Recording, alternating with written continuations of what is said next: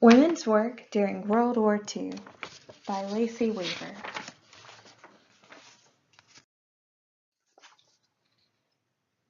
World War II was one of the most influential times in the history of American women.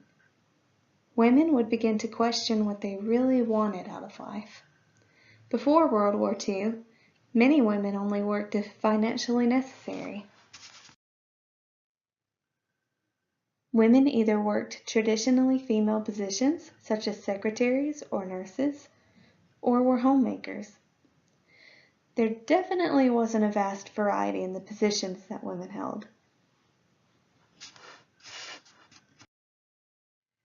When the attack on Pearl Harbor led the country into World War II, men left to fight in the war, and there were more open job positions than ever. Women began to step up and enter the workforce to fill the void.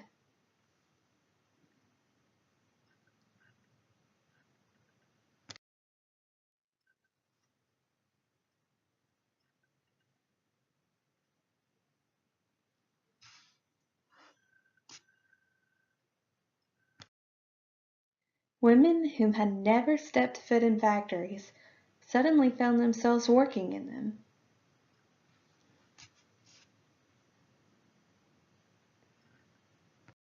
Women volunteered as nurses, worked in their communities to bolster up patriotism through war campaigns,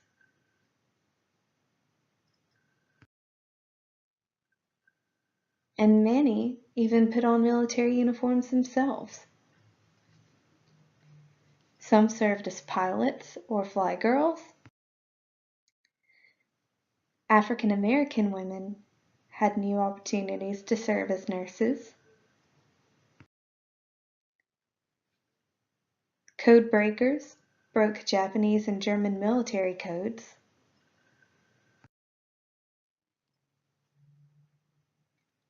And switchboard operators were popularly known as hello girls. How did these drastic lifestyle changes influence the roles of women? For many, it awakened a desire for more than the expected traditional role of housewife. This is demonstrated in a letter from Edith Spirit, who was a supervisor of a federally funded child care center, to her husband. Sweetie, I want to make sure I make myself clear about how I've changed. I want you to know now that you are not married to a girl that's interested solely in a home.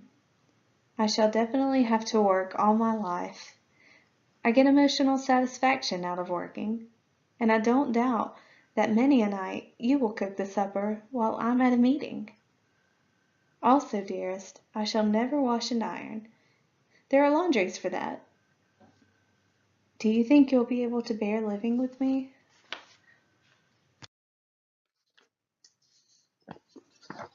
Another interesting change to note was that in the relationships of women in the outside world. Many women were previously confined in smaller circles, but during World War II, women worked with their larger communities to pitch into the war effort. This change meant that women began to count on each other more and build relationships based on things outside of the home. According to an article in Labor History Review, many women were factories socially isolated. Many were directed to factory work and moved home to new and unfamiliar areas where the factories that needed labor were based. Often, it was their first exposure to factory production.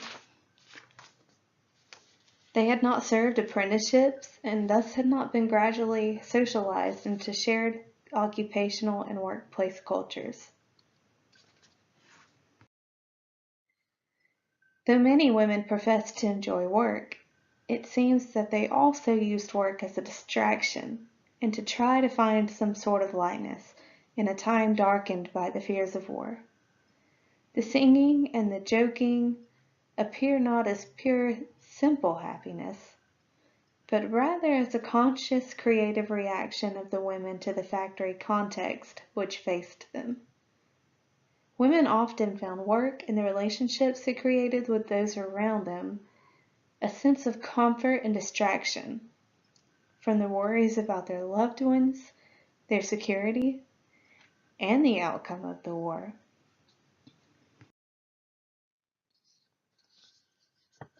After the war, many of the roles of women had changed in ways that simply could not be forgotten. Unfortunately, however, many jobs that women held in wartime were immediately offered back to the men upon their return from war, proving these opportunities so desperately flung at women in the nation's time of need seemed to somewhat diminish once the need was less felt.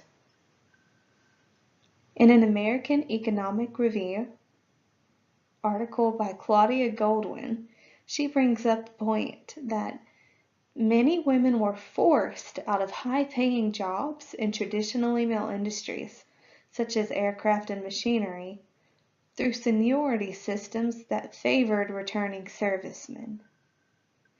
This obviously wasn't enough to deter all women to leave the workforce, and it didn't happen in every case. But it did initiate a response in women to acknowledge the fact that perhaps they did have rights in the workplace, just like men did. Many women returned to a sense of normalcy through homemaking, especially during the baby boom. Many of these women questioned whether or not they should have or want more. Women at this time were able to challenge, contest, and offer alternatives to the roles assigned to them in the 1950s. Many women found that they could both maintain the family life they desired and feed the new desires of working outside of the home. There didn't have to be a decision as to which they chose, but how they chose to accomplish both. Alexandra Rutherford discusses these changes in her article about women and their roles after World War II. In 1958, readers of Parade magazine were encouraged to meet Phyllis Weber, a reassuringly feminine wife and mother who also held a day job as a satellite engineer. At 37, she is a happily married housewife and mother of 4, and the only woman engineer on the U.S. Earth satellite program, Project Vanguard. Weber, a graduate of the mechanical engineering program at Indiana's Purdue University, had re-entered the workforce after the birth of her last child.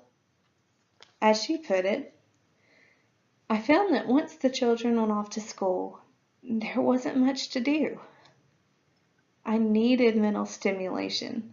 I talked it over with Bob. He said if I could swing it with no ill effects on me or the children, to go ahead. So one day I drove down to the rocket company and I applied for a job."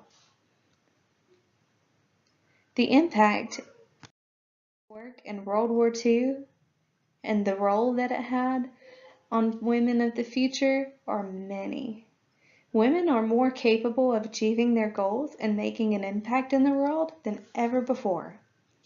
The freedom that women can express today, in many ways, at least partly, comes from the contributions of women during World War II and the impact that they had on future generations.